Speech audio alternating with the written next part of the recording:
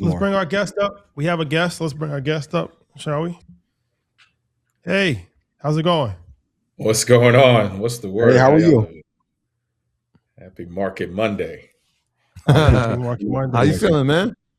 I can't complain. I don't have much in the market, so my shirt is still on my back, so no complaints. Well, you got a lot in the art behind you. It's beautiful. So that's I, an investment. yeah, Work of art, no pun intended. Mm-hmm. yeah, Yeah, no, I that's an saw investment in itself. it. Appreciate it. So It's a Adam, print. Adam, let me see if I can get this correct. Bunkeddeko.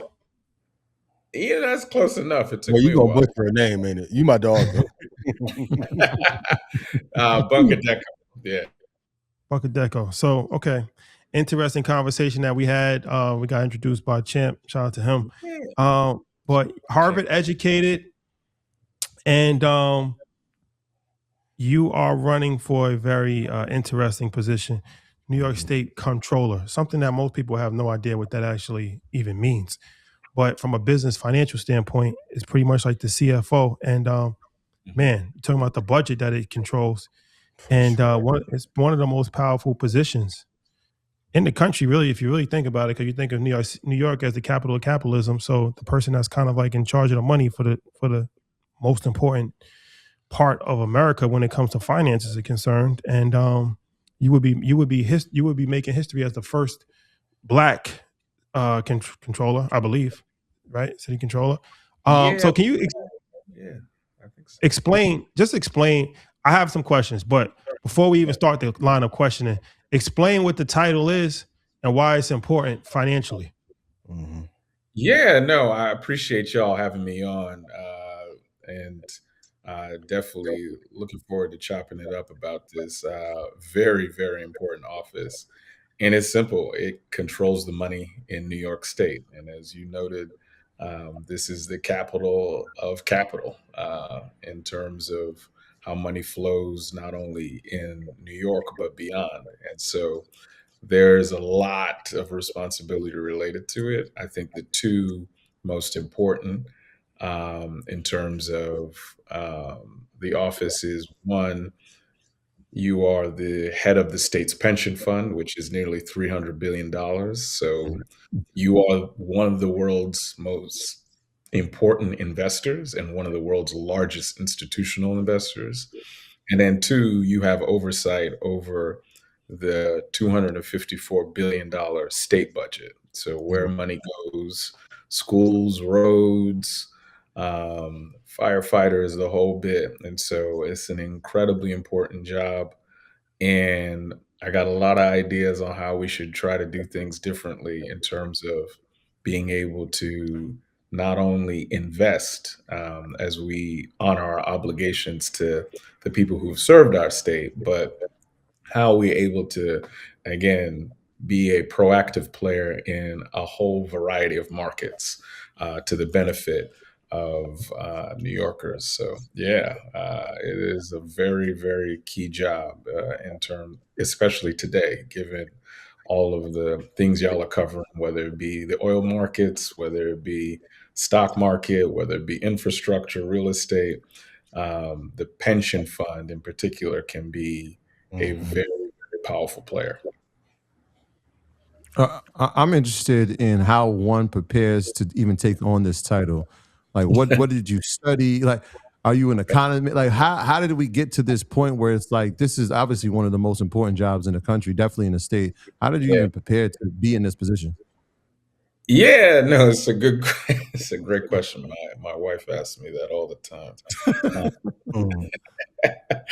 but no, I think it really starts from parents, really. Like, I mean, what I love about what y'all are doing is y'all are bringing to life like how one thinks about like economics and the markets, but like it's really dollars and cents. It starts at your house. It starts at the kitchen table. It starts with the basics that you're trying to do. And so, my dad came here, 50 bucks in his pocket, clothes he was wearing, extra set in the suitcase, and worked at McDonald's, Dunkin' Donuts, janitor, the whole bit. And was trying to think about how to, again, create a better life for himself. And so Yeah.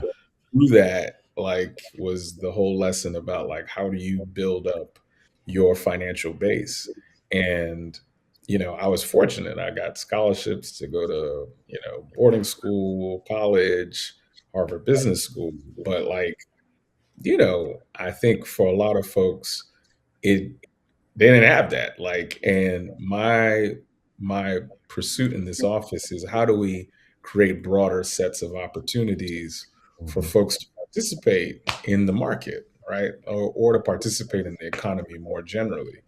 And so whether that's working in organizing, working in finance, working in nonprofits, my whole thing has been like, how do we get people to play in the playing field, the economic playing field, especially the ones y'all are talking about, right? Like, Mhm. I remember hearing about crypto 15 years ago, and it Mhm. was just the white boys that I went to school with. They had access, they had the plug to that. Not even 15. This was like 2010, Mhm. 2009 when first coins were coming out. And so to me, that is all about sort of, again, access, opportunity, and then like being able to shape the office in a way that enables folks to have greater access to that. When you win, how do you use pension funds to empower Black and brown communities and to get more wealth? And also, why not upsetting current administrative forces that will lead to attacks down the line? Yeah, so I think for me it's real simple, right? Like, I mean, y'all got Robert Smith on many times, I'm sure, and it's about like who who does the pension fund allocate money or capital toward, right? Mhm. And Robert obviously a successful investor, but initially, like, it's a black guy starting a private equity firm in SaaS. That was not intuitive. That people were like, "Yep, we're gonna throw money into this." But I think there's a whole array of folks of color who have that same exact set of ideas, talent, and by the way, it actually would be a good return for the pension fund getting in early on a lot of emerging managers of this kind.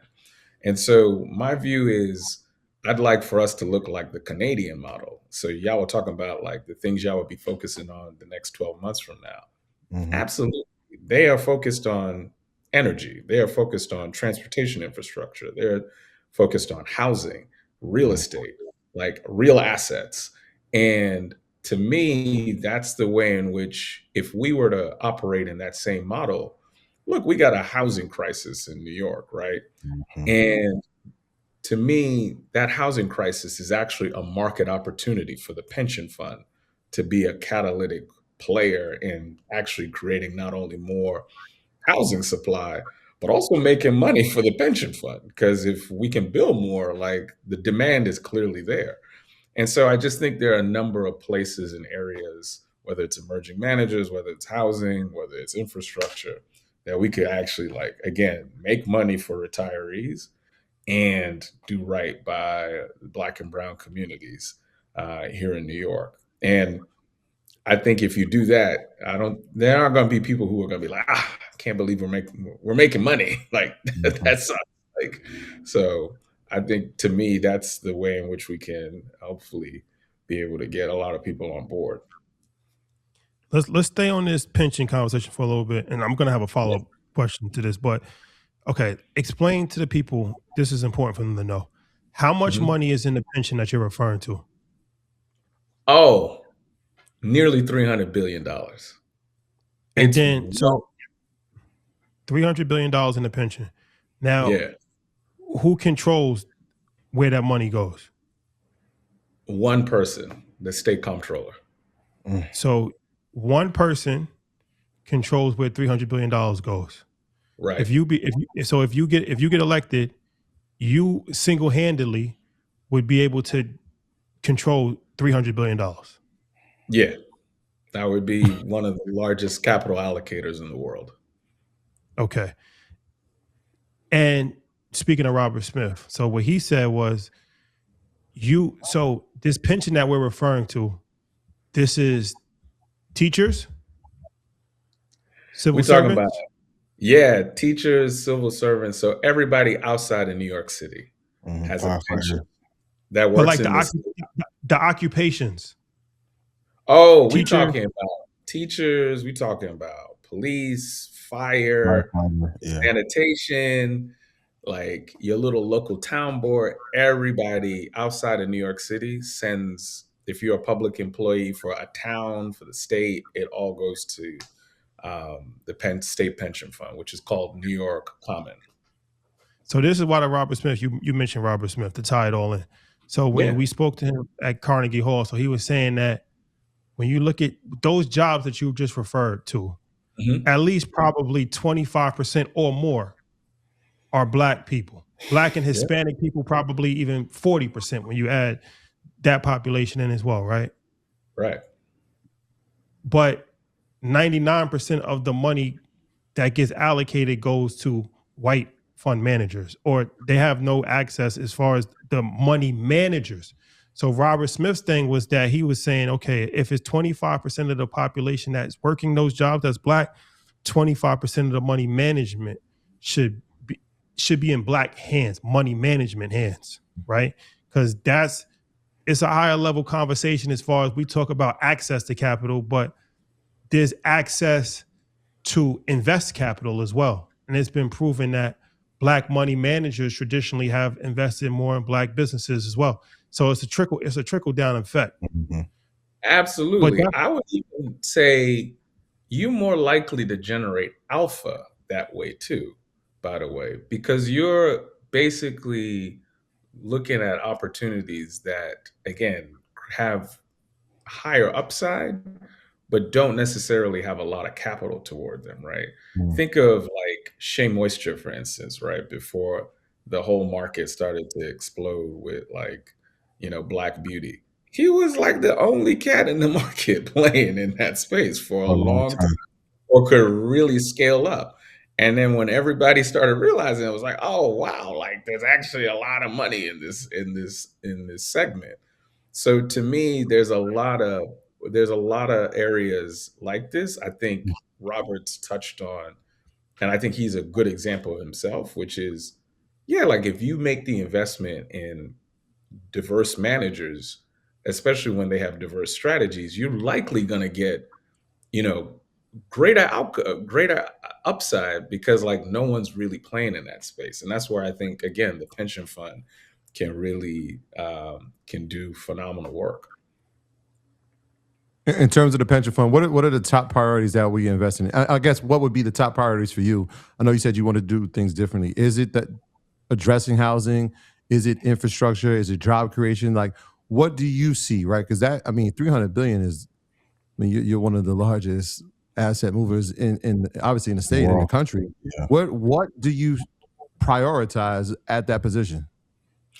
Yeah, so I think for me, the paramount consideration, and I think y'all would definitely be on board, is whatever said investment gonna make money?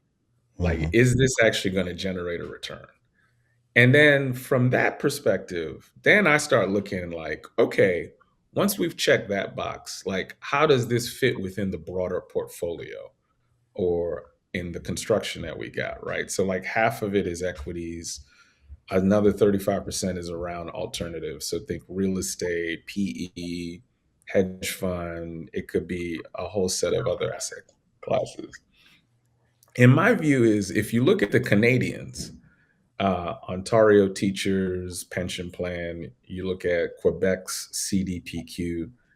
So those cats are moving very differently. They're not only making money for retirees, they're also investing in housing, Mhm. clean energy infrastructure, their transportation. In Montreal, if y'all have been, they literally built a train, the REM rail system up there. They own, operated it, the whole bit.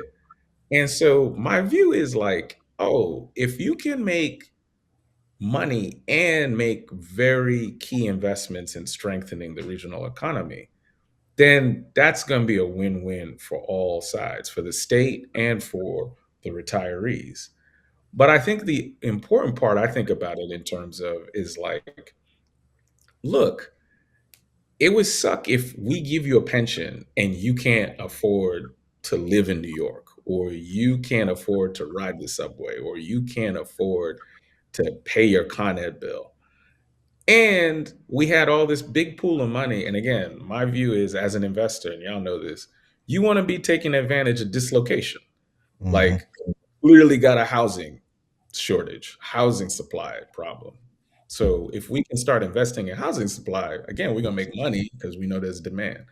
We got transportation needs. Should we be investing in infrastructure? Like, we got a big situation for those who live like in New York City, Long Island. Man, Con Ed bills are going through the roof. Yeah. And we need more capacity, right? Like, it can't just be building data centers. Like, I want to do what the Canadians are doing. They own the distribution and transmission networks. And so they not only making money sending energy down to Con Ed, they also own the actual infrastructure that is enabling electricity we produce. And so for me, I think there's a lot of downstream effects when you start actually owning the kind of physical infrastructure that enables data centers, that enables clean energy to be built. That's this type of stuff that, to y'all point, like, if you have access to water rights and ocean right, Mm-hmm. like, that's the better out. Like, you're gonna have a real stable return Yeah. that way, and everybody's feeding off of your platform versus like, oh, we got to take piece by piece here. Like, that's just not, to me. I feel like that's the game we've been playing, but like, the real game is, like, we should just be owning the platform that everybody needs in order to grow. I have a two-parter for you. Number one, can you talk to me about asset allocation? So you have private equity, hedge fund, Mhm. like you talked about building a platform, and then Mhm. secondly, like what are you expecting the annual returns to be from a person who's deploying $300 billion in two different markets? Yeah, so from an asset allocation perspective, again, I'd like to look a little more like the Canadians. Like, so we got 15% in real estate, but a lot of that is not even in New York. Most of it's not in New York, Okay. which seems kind of bonkers to me if you're like, well, this is one of the most valuable real estate markets in the world, and you got this dislocation. Where's it invested? Great question. Yeah, it's in like Texas, it's in Illinois, it's in Florida. Now, that's not to say that those markets aren't popping off, but But like, a better return would be a better return would be right here yeah.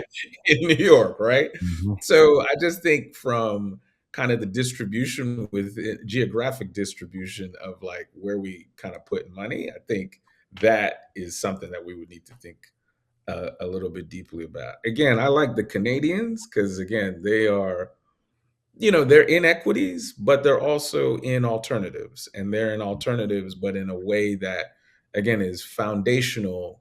I like owning the foundational pieces rather than Mhm. owning the kind of scrap. I'd rather have people pay rent to us versus like, we kind of smash and grab like real quick in and out, for instance.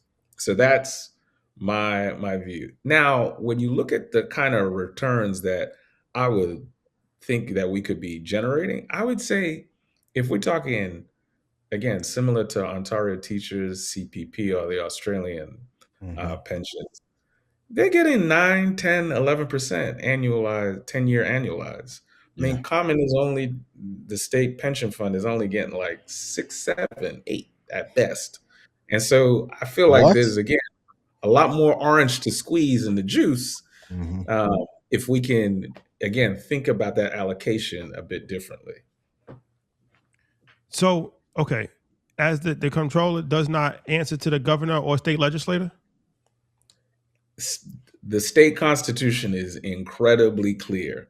Mhm. There is one person who is responsible for the state pension fund. It is the office of the state comptroller. It is unique. There is really no other state. There are a few other states that do it like this, but like, you, to make an investment, you ain't got to go through the governor, you ain't got to go through the legislature. It is the sole trustee So who's the reason why the. I asked you guys it's so interesting because even when we think of Vegas, I, from what I've been told, the teachers pension fund that helped fund Vegas with Jimmy Hoffa and those guys and Bugsy Siegel back in the day. So, man, this is so interesting on a variety of different levels because, hey, I never knew what the controller is. It the comptroller or controller? Comp. The comptroller. Yeah. I never knew what the comptroller did. And I don't think the vast majority of people would really do for their states, but it's not taught in school. Civics education is something that's vitally important. It's like up there with financial literacy. But Yeah. man, who knew that one person was in control of $300 billion and they don't have to answer to anybody? Like that alone is something that's a very important thing that people should probably know about. Like, yeah. I mean, to put it in perspective, the state comptroller of New York controls more money than the president of the United States, the governor of New York, and the mayor of New York City. Like, single-handedly. Tomorrow, if they want to go buy $300 billion of Apple stock or NVIDIA stock, they could go do that. Like, so it is a very fascinating role and can do a lot. Like, I mean, that's why I think, again, getting folks with perspectives that are beyond what the status quo is incredibly important in a role like that. How often do we change our comptroller? I'm looking at who we currently have as comptroller. How often does that position become available? And what, like, obviously, when people vote, they just look for the main person on the ticket and they never look at anything else. But that line item is there, correct? Yeah, it's there. I mean, we haven't had a comptroller election, man, since I was probably in college or high school. Like, it has been 20 years since we've had a primary for the comptroller. Like, why is that? Nobody ran? I think it's part of it was, I think, nobody really was thinking about it in a real way. And part of my view about this is, to your point, was just like a lot of people think a governor, a lieutenant, like AG, even attorney general. Yeah. But like, man, the comptroller, as you noted, this is the one cat who can do a lot. Like, yeah. And so, yeah, I just think it's been lack of competition and just it's just kind of not been on people's radar for like 20 years. Can you tell me why you said the returns have been 6 to 7%, but given all the capital influence, access to investment opportunity, access to Wall Street, why has the returns been so low? I think that's just the nature of the current folks. They just been like passive, like, you're not going to do anything different. Crypto, nah, I don't want to talk about that. Like, alternative, I'm okay on that. Like, we ain't losing money, so nothing to complain. Can't complain. And also, you can't lose a job and keep a 20-year tenure. Yeah, if you're not losing money, no one's crying. But like, if we talk about going out and actually trying to make money, that's a whole. Then needs a whole different mindset, and that mindset just doesn't exist today. So when is the election? Election June 23rd. And that's for New York State. There's a difference between New York City. New York City is different. There's a New York City comptroller. Yeah, there's a New York City comptroller, which strangely enough, a lot of more people know about, but he or she doesn't have as much authority as the state one. So to your point, Rashad, like, they got a board on the New York City one. So the mayor's got appointees, the city comptroller has appointees, labor unions have appointees. So there's responsibilities kind of like carved up. And on the state level is one trustee, state comptroller. That's it. So it's all right. When's the election? June 23rd. That's the primary. Yeah, primary June 23rd. Democratic primary. How many people are running? We got a few cats. We'll see. I mean, right now, things are inevitable, but at least right now, Tom and myself for now. Tom is the guy that's in it right now. Yeah, he's in it right now. We'll see. We'll see what goes on between now and then. But yeah, Tom Donopoli, is that how you pronounce it? Yeah, Dunlap, is it? Is that right? Yeah. So okay. So how can people? All right, this is interesting. I guess you're running the full-fledged campaign right now. People can contribute even if they don't live in New York. Like, give the political? Yeah, give the political if cats want to support, absolutely. We run in grassroots style, so I'm all for it. So donations, you could contribute on the website, ademfornewyork.com. Now, if you live in New York, contributions are matched 6 times by the state. So you give $25, that sucker turns into $175. So it's a game changer in terms of participation, and it's similar to the city has a matching funds program too. So that's its own for all state residents. Yeah, you just got to be a New York State resident. Okay. To vote, but you can contribute even if you're not a New York State resident. Yeah, you can contribute if you don't even live in New York. Yeah. It's the Democratic primary. That's in June, right? Democratic primary. Huh? The Democratic primary. That's what you're running for in June. Yeah, right? Democratic primary, exactly. And then if you win that, then the November would be like election. Yeah, we Showtime. Okay. All right. What's your roadmap from now till then? What are you doing to raise awareness on our big focus is, man, spreading the word on stuff like this. Like, I mean, we just want to go out, tell folks not only what the comptroller is, who the comptroller is, but like what the comptroller should be doing, right? Again, if we're talking seriously about solving the housing crisis, solving our energy crisis, solving transportation, then there's an opportunity to make money. And I think the pension fund can do 2 things, right?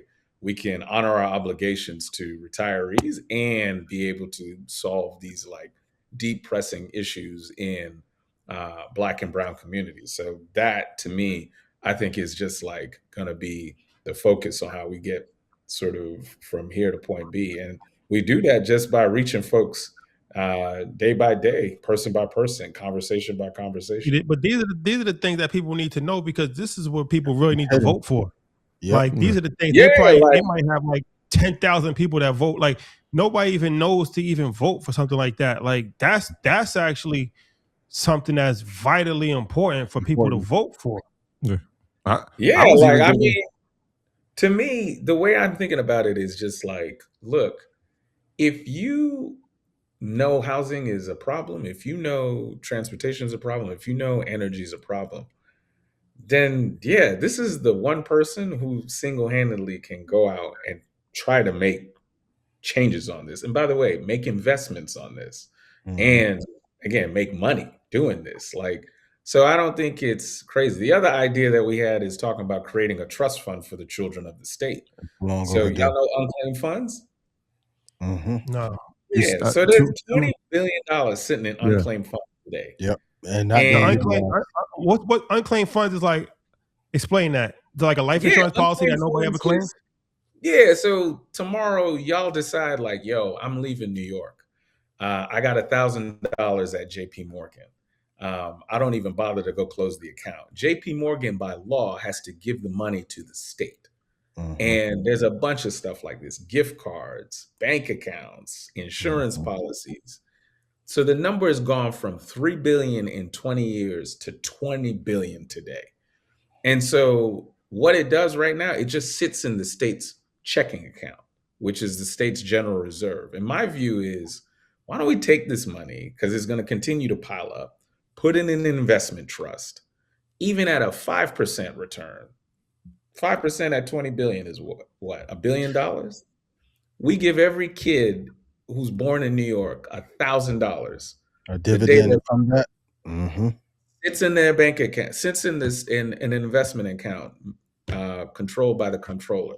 You see how the money grows over time, stocks, bond. It's also like education for kids based same deal like y'all had, my dad gave me. It was just like, oh, this is how things in the market kind of move. And at age 18, you could go to college or vocational school. You can take care of a sick parent like I've had to. You could put a down payment toward your first house or start a business. So we're taking the money and not just like just kind of keeping it around Yeah, misusing it. Yep. versus actually putting it in the market and trying to do right and grow it, but also invest in our people. So like again, these are things that are very, yeah, like the controllers haven't really thought about it that way. But I'm like, we need to transform this job completely. It can't just be like, oh, I'm bookkeeping for numbers in the past. We Mhm. need to be talking about how we invest in the future. Because, like, let's be honest, if we don't solve housing, if we don't solve energy, if we don't solve any of these issues, I mean, y'all see every day how many people are leaving New York. I know, going to Charlotte, going to Houston, going to Yeah, going to Atlanta. Florida. Yep. Yeah, going to Florida. Can't afford to live here. Like, it's crazy. And so my view is like we need to like do things fundamentally differently. And so that's kind of why the office matters. Sure. I was even thinking on a personal level, living here in Westchester, the amount of property tax, the amount of government wasting. I know you have the authority to audit agencies and authorities. Like, just touch on that for a little bit because I feel like, look, we can't get a role. I mean, it's the same thing over and over. We're looking at money being wasted. We know that our schools aren't getting better, but our property taxes are going up. How do we like? Is that the role that we now complain to the state comptroller to finally get something that can say, all right, this is how we're spending. Here's how we can do it more efficiently. Yeah, so that's my thing, right? Like, think about that for a second. It is a legitimate question to be asking. Hmm. We got a $254 billion budget,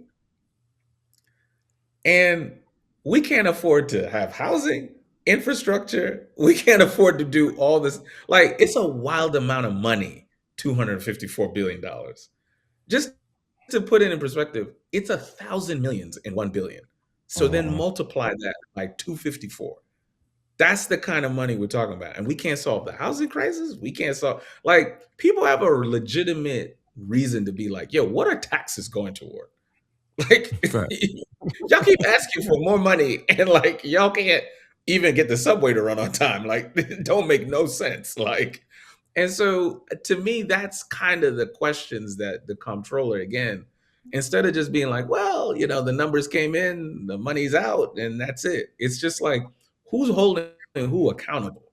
And to me, at 254, bro, that's a lot of money. A Like, lot of how are money. you telling me like you can't afford to build more housing with 254? Like, that's crazy. Like, and so I think we gotta do things way, way differently, bro. Like, this isn't working the way it's been before. And it's not just simply give us more money. Like, you Hmm. got to tell us how the money is being used today.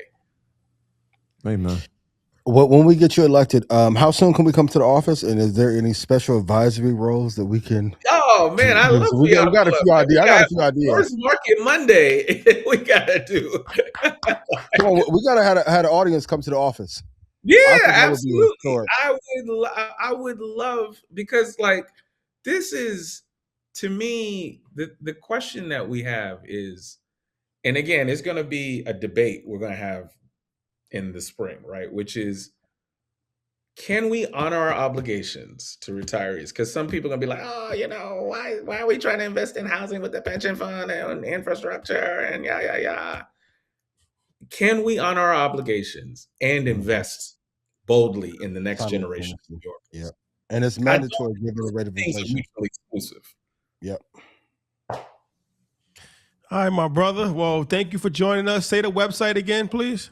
Adem, Adem, FOR, New York, NEWYORK.com. I appreciate y'all, man. Yeah. I appreciate you, And brother. what's your social media? What's your social media?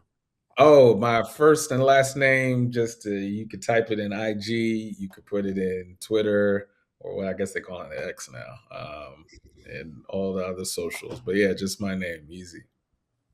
Yeah. All right, brother. Thank you, man. Appreciate it. Thank you, my Appreciate you, brother. my guy. talking Appreciate to you, y'all, Joe. man. Looking forward. Yes, sir. All right. Yes, Yeah. sir. I didn't even know that it. So if you're a New York State resident, the state will match the donation. So I got to Okay. move to where? Meatpacking District, Pulse, Long Island. No. Rochester. Got a spot for you in Rochester. Gotcha. Cost of living a little different there. For All right, sure. That was educational. Informative. Yes. And it's one of those Yeah. positions, like you said, that are not sexy, but to your point, that's really like a financial monarchy. You don't answer to any. They don't answer to anyone. That's wow. Mm-mm. Wow. Mm-mm. Yeah, I'm gonna do a breakdown on this. 6%, of course, for the retail investors who may say, well, 6% is terrible. You have different parameters of risk that you're even allowed to take because you're looking at people's pension funds. But is there a way to, like you said, meet the obligations and get alpha? Like even in that case, 13% return, he would be what y'all think Michael Saylor is. So, shout out to that Michael and level of all them. capital? Huh? I said with that level of capital, the Level of 13% capital. more. And there's so much infrastructure, like you said, and innovation just in a city alone. You could have picked spots easily of where to invest in, but if the brother gets in office, maybe we'll have a conversation. So I hope y'all enjoyed it. Yeah, that was interesting, man. That was Yeah. interesting. Shotty, I'm calling right. you tomorrow. Wait. Tomorrow, Wednesday, we'll be back. Blackout, 9:00. Check it out. Shout out to Aisha for having us go viral. And for everyone who has not made the investment material go viral, make the stock stuff go viral. Please. Please, ASAP. That's more life changing. Yeah, they didn't talk to Iguodala and Yo Gotti. They done went around the world. Went to Africa, Shaka bars. That's okay. It shows a lot about the culture too. And I love y'all. And to y'all men who are hurt about the number, because there's a lot of that too. We talk about it on Blackout. Not saying that you should deploy it there, but some of y'all are crying because that cash messed up.